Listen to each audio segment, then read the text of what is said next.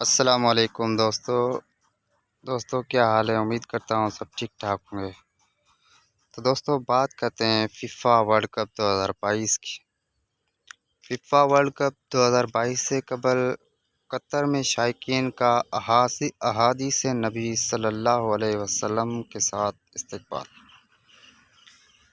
قطری انتظامیہ نے دنیا کو اسلام کے بارے میں آگاہ کرنے کے لیے نبی کریم صلی اللہ علیہ وسلم کی رحمت، اعمال صالح اور صدقہ کے حوالے سے متعدد احادیث کو گلیوں میں آویزاں کیا ہے۔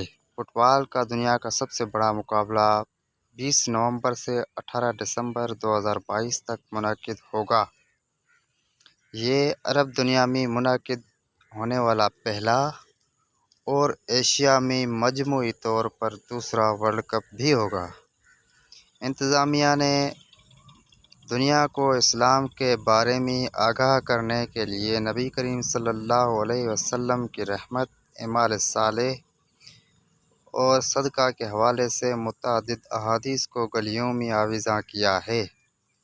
اسلام کے آخری پیغمبر صلی اللہ علیہ وسلم کے اقوال لوگوں کو ہمیشہ نیکی کی ترغیب دیتے ہیں، اور قطر ان احادیث کی نمائش کر کے اپنے رسوم، روایات، ثقافت اور اقدام کو دنیا بھر کے فٹ بال شائقین کے ساتھ شیئر کر رہا ہے۔